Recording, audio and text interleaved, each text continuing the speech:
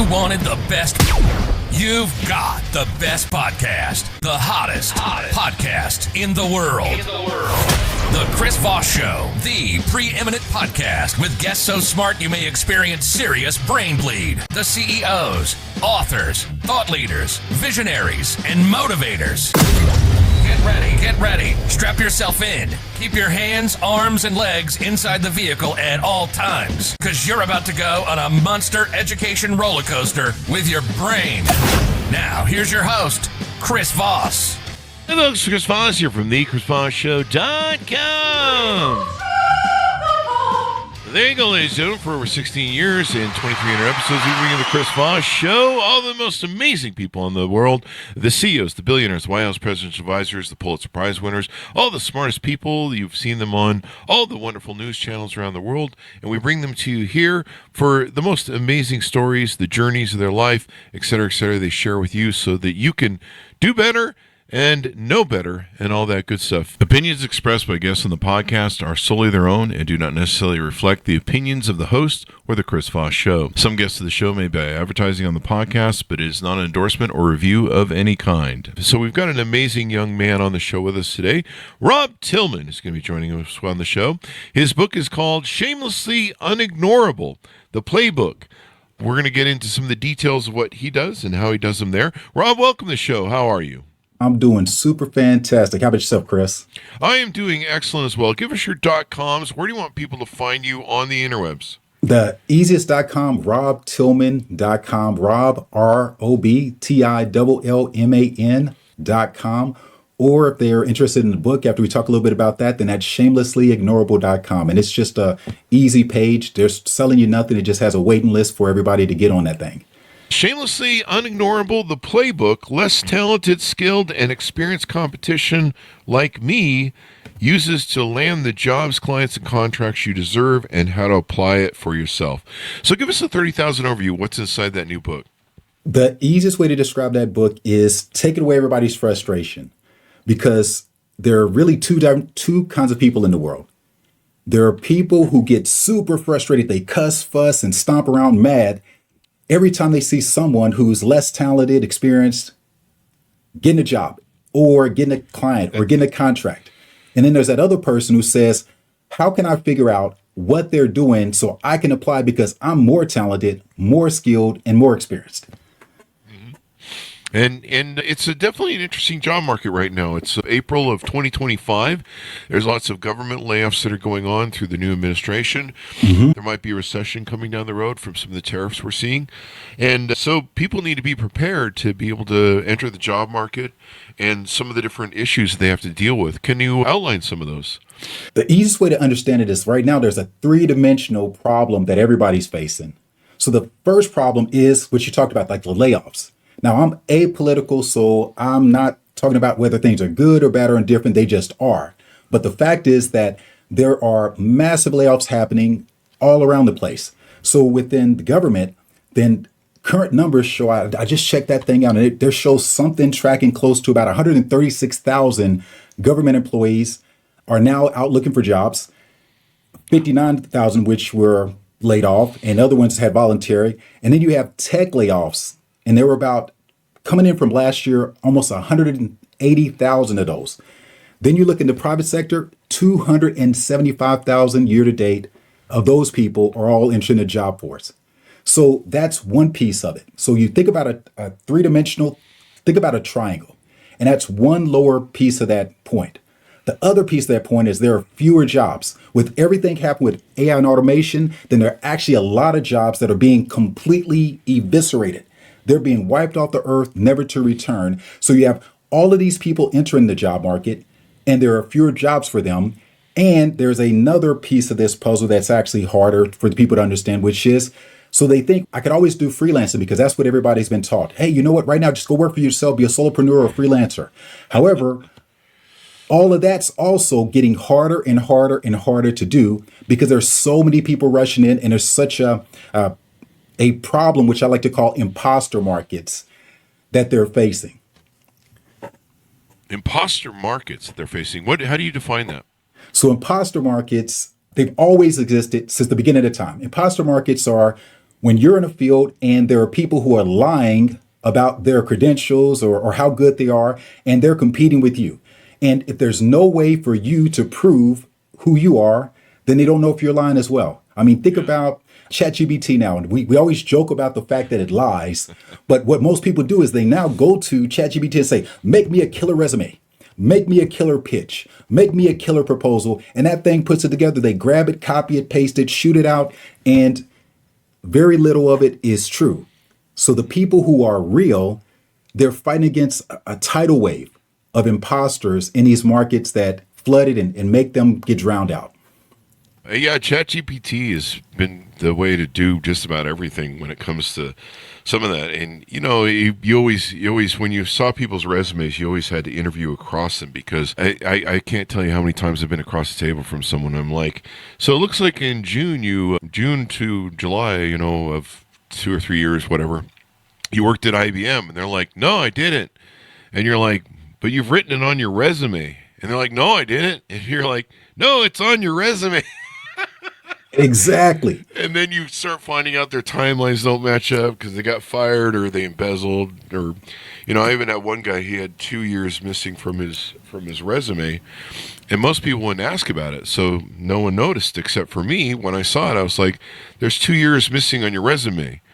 And he's, no, there's not. And I'm like, no, there is. I'm looking at your resume. He's, let me see it. I'm like, you don't know what's on your resume? It's crazy. He's gone to prison for 2 years for stealing my copper. Goodness.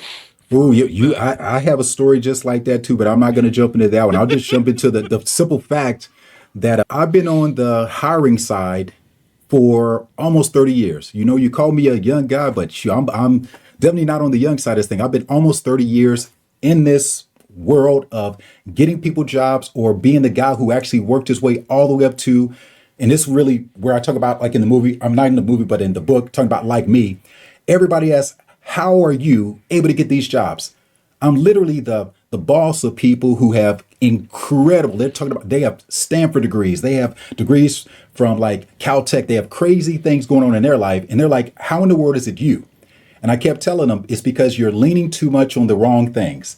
And outside of myself and using these techniques, then I've been able to, over all these years, help so many friends and family and coworkers. And then I finally started to take it out to more of the world. And right now, there's so many people who need it, because this thing is changing really fast. They need to understand how these imposter markets are destroying them, and all the things they keep doing, which are completely the opposite of how we on that hiring side of things look at things.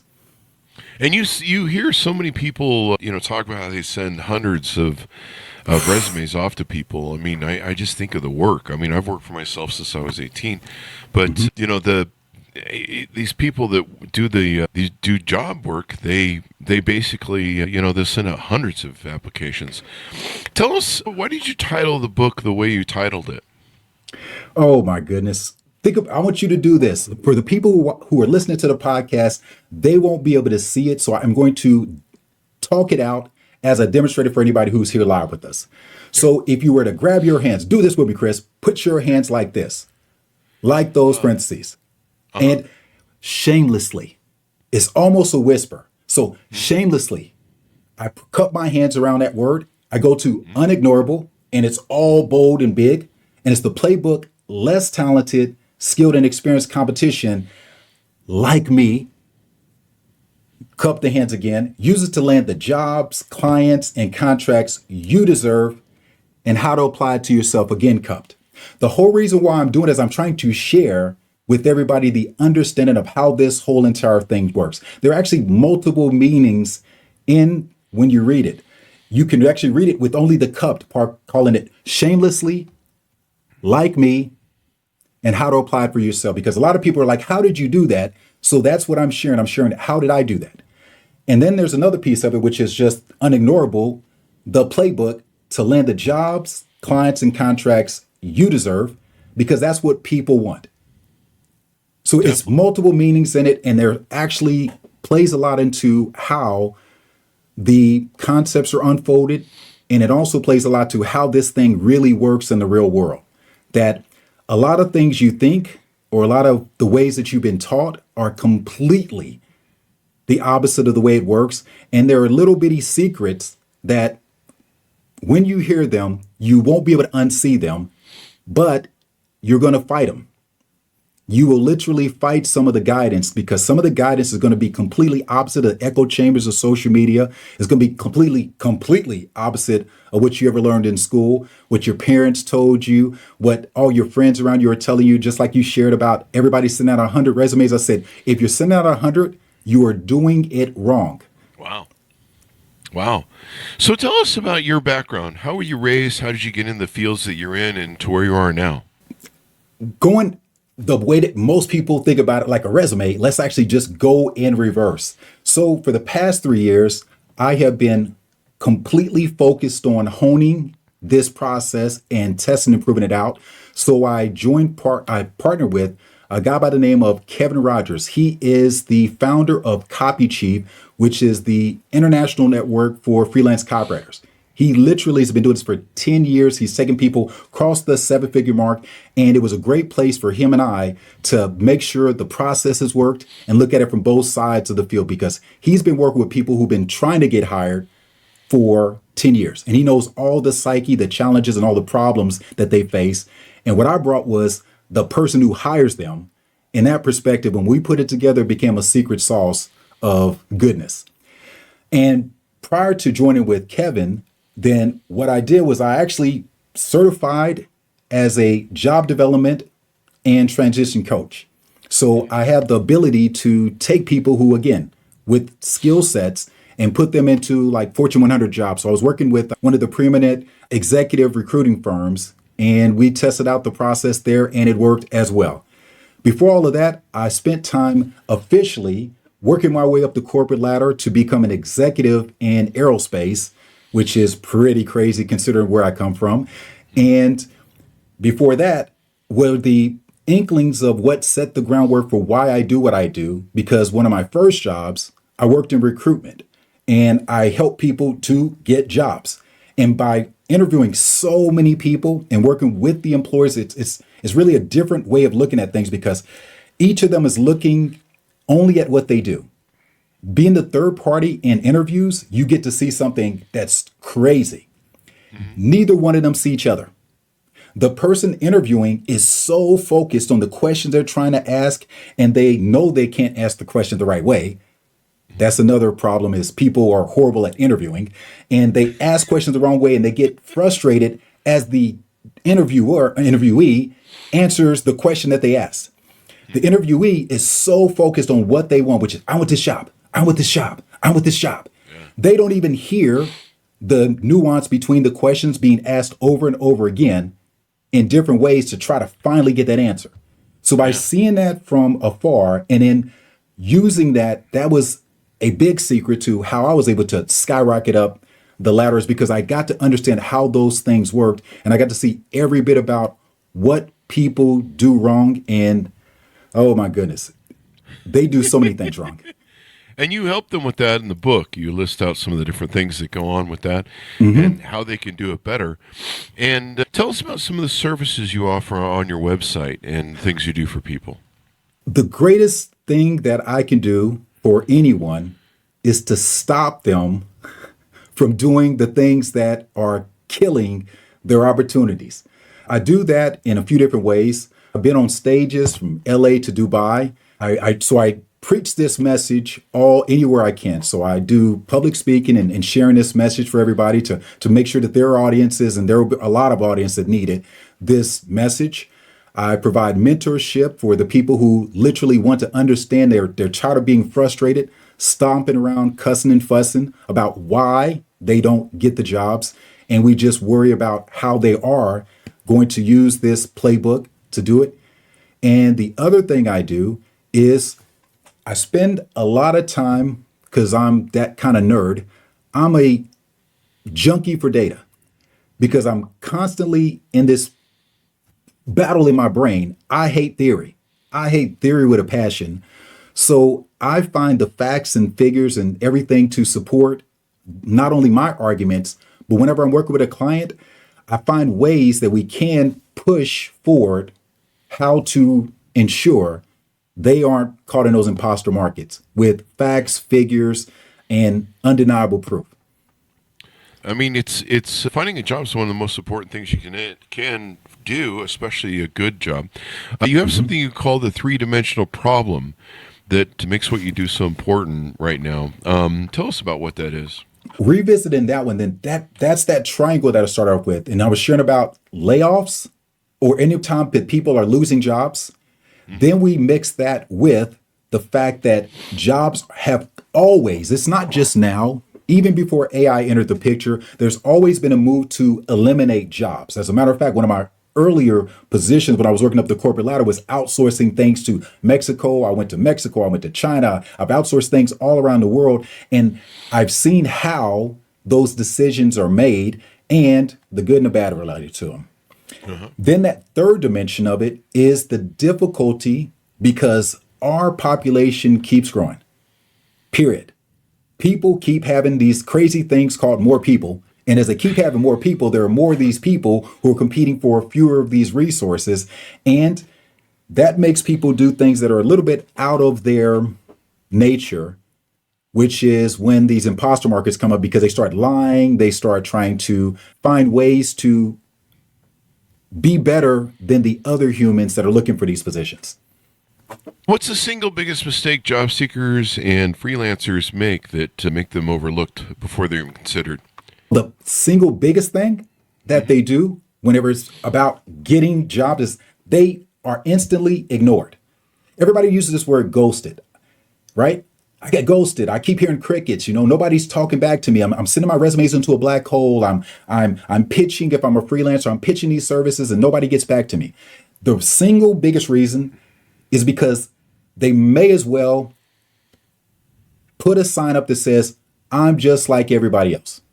And if you walk into a room and everybody was wearing gray and everybody was walking the same, talking the same, doing the same things, what would you do, Chris? I mean, I wouldn't know who to hire. I'd have to try and figure out who the unique people were, or I don't know. Yeah, who the people are that are good employees. You hit on something super important. You've hired before, right? Yeah. People do not realize the problem and the frustration is not on the job seeker side. It's on the hiring manager side.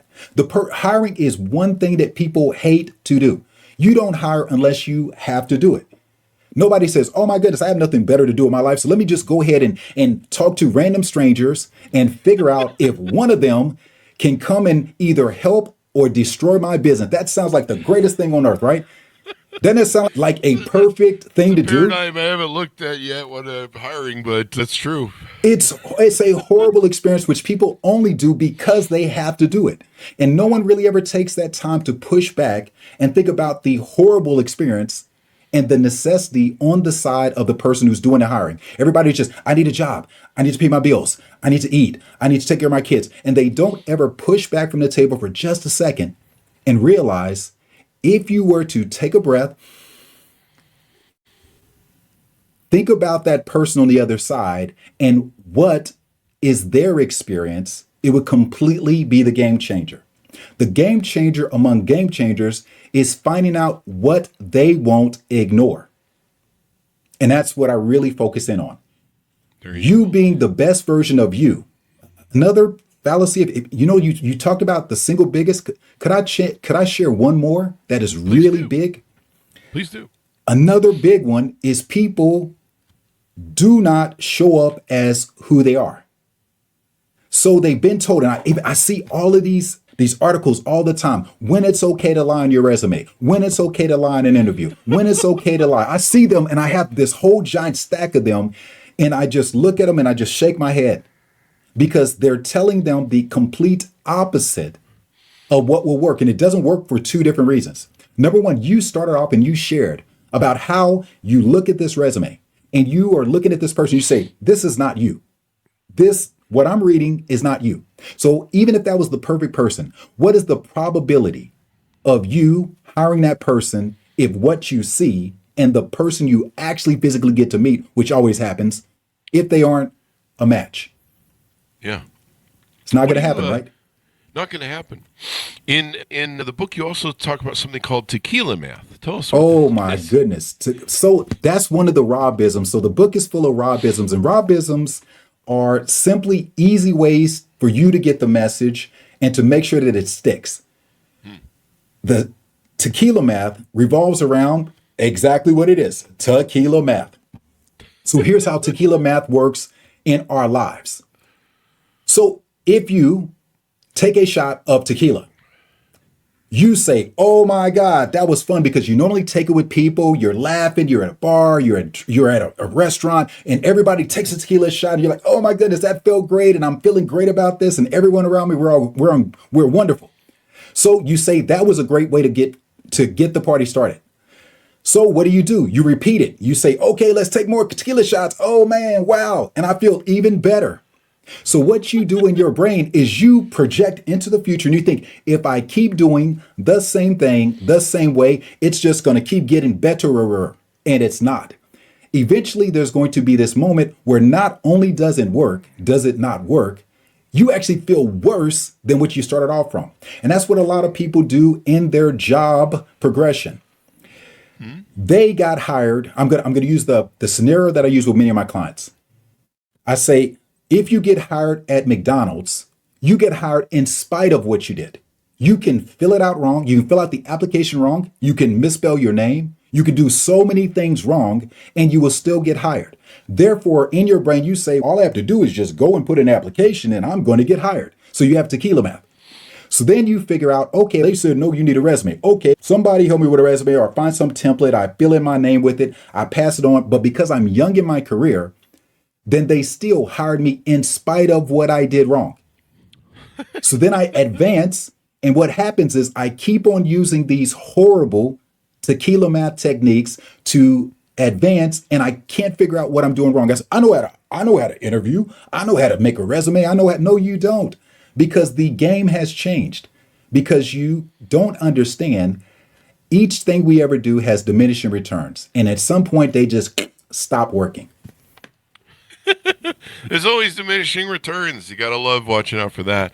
But yeah, doing the same thing over and over and expecting and not getting the results you want, but expecting different results is the way to failure. That's for definitely sure. For real. You talk about replacing problematic O with a powerful A. What does that mean in the book? This one right here is one of those keys that completely changes the game when you get to talk to a person. It's helpful in those first touches, but this one right here is the difference between them trusting you and not trusting you when it comes to an interview or a discovery call for landing a client. Think about this word, Chris. P blank INT.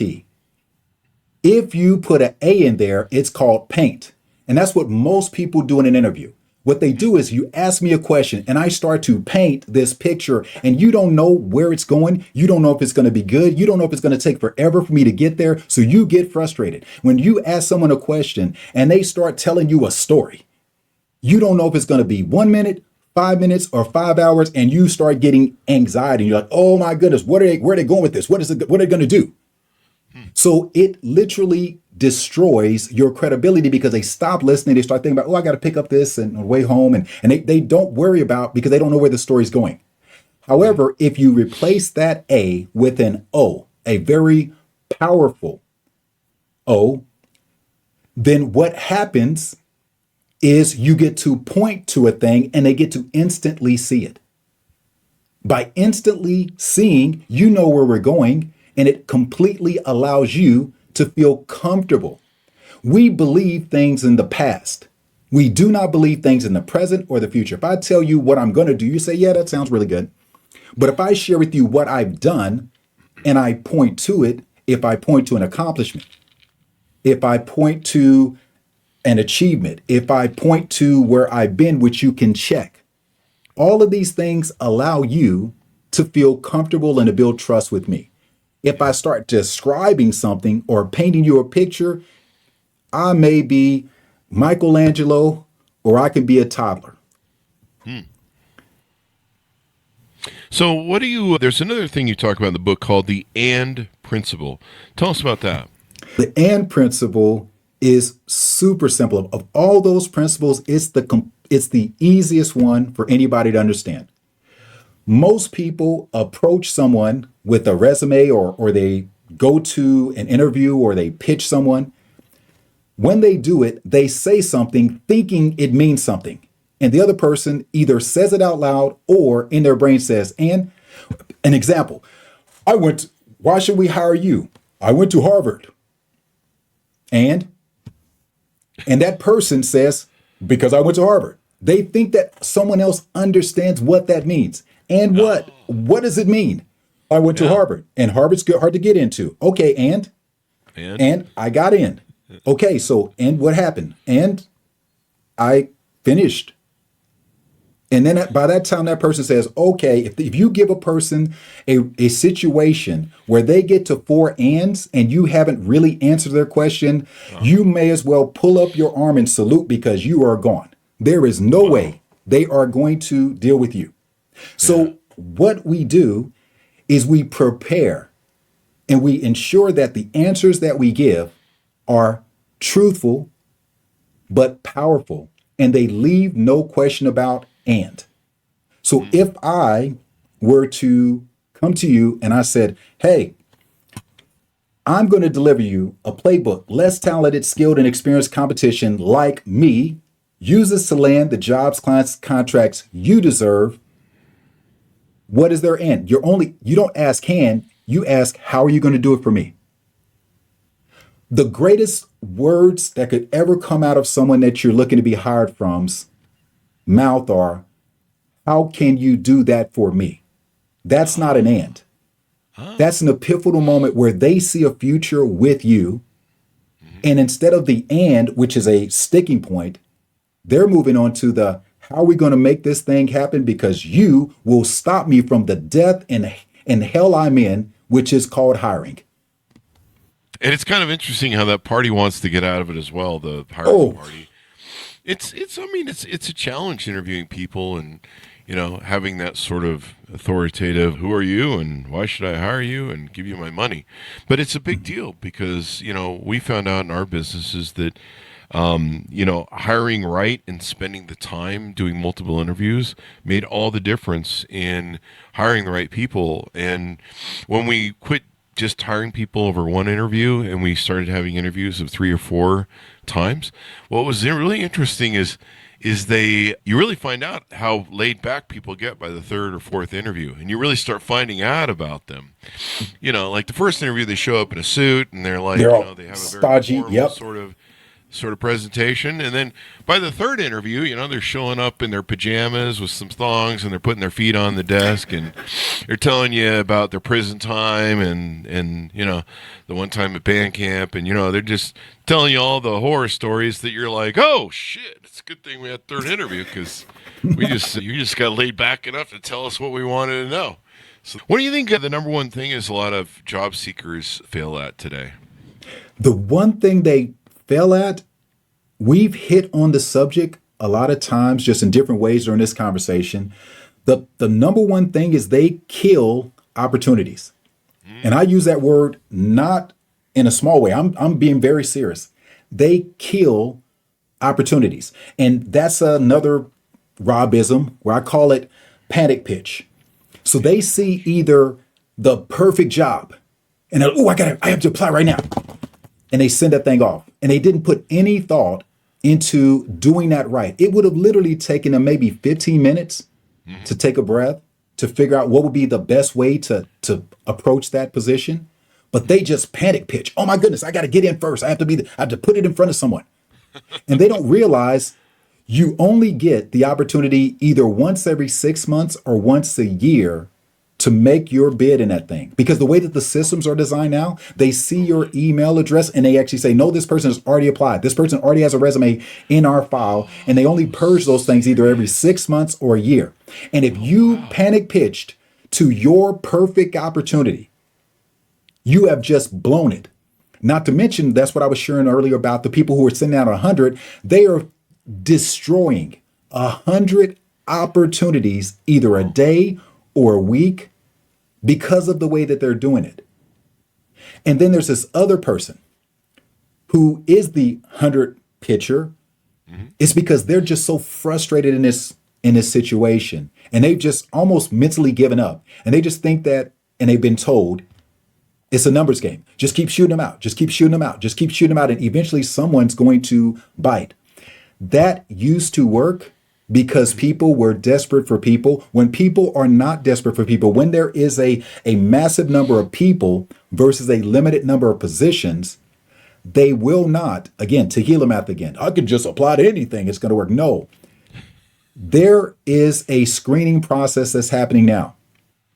And the people who are just rapid fire throwing these things out, they're killing opportunities. So something important that I share in Shamelessly Unignorable, and the first thing I share with anybody when I work with them is I understand you're going to feel a little bit of frustration, a little bit of anxiety. I will never make you wait to apply.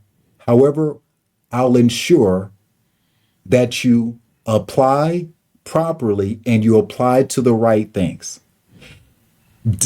When we think about, can I share the greatest analogy about the hiring process? And that may be what helps your listeners the most, because they'll see it through a different lens that they maybe never saw it before, and it will completely send the light bulbs flashing in their heads.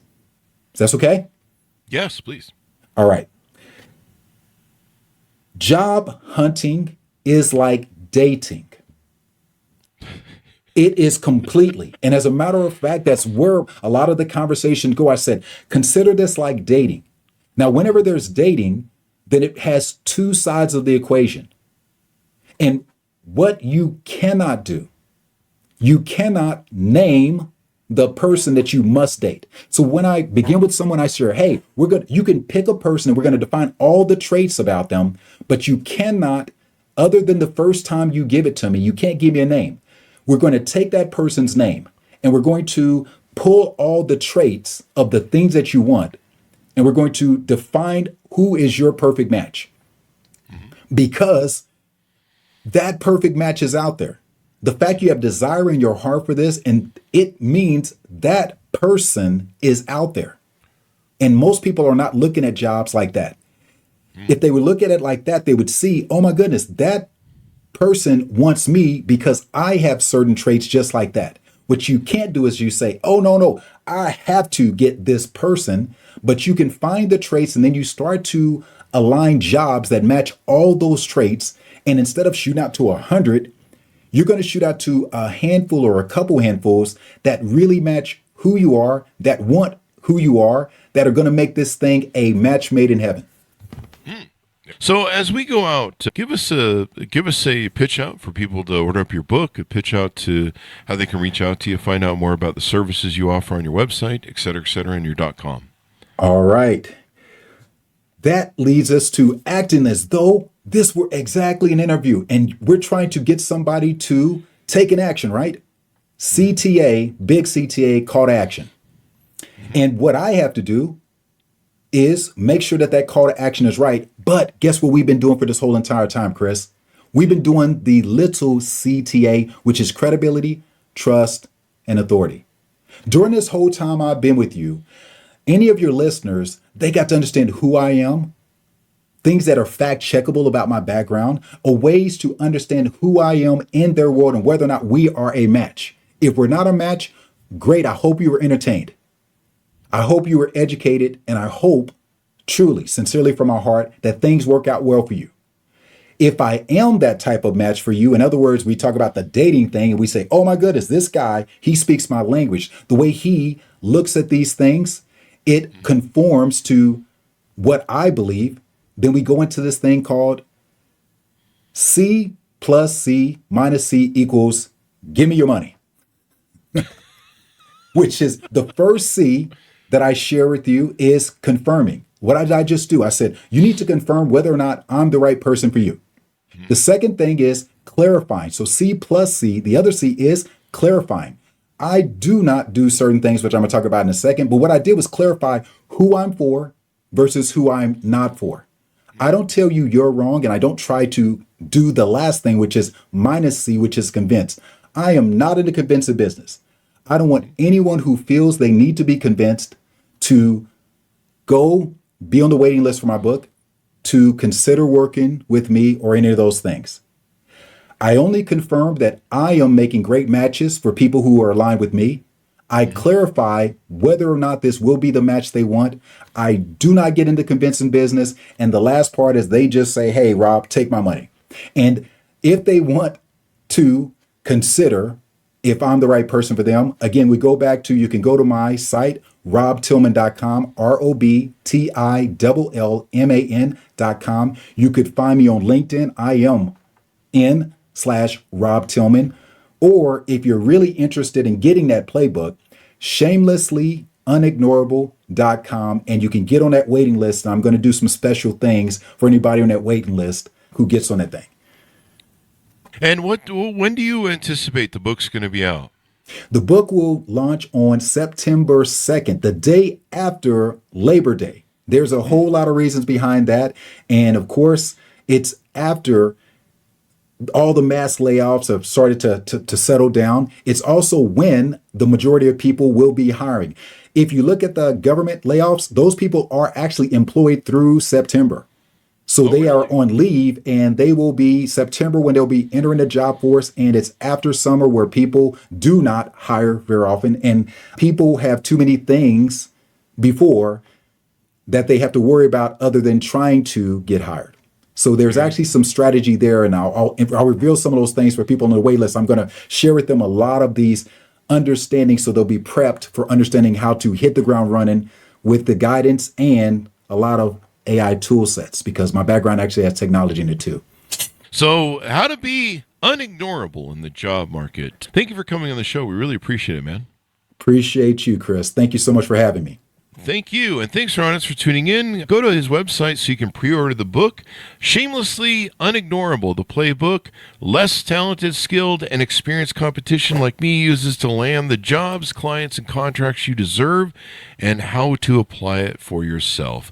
Thanks, for tuning in. Go to goodreads.com/Chris Voss, LinkedIn.com/Chris Voss, Chris Voss1 on the TikTokity, and all those crazy places on the internet. Be good to each other. Stay safe. We'll see you next time. Great job, Ron.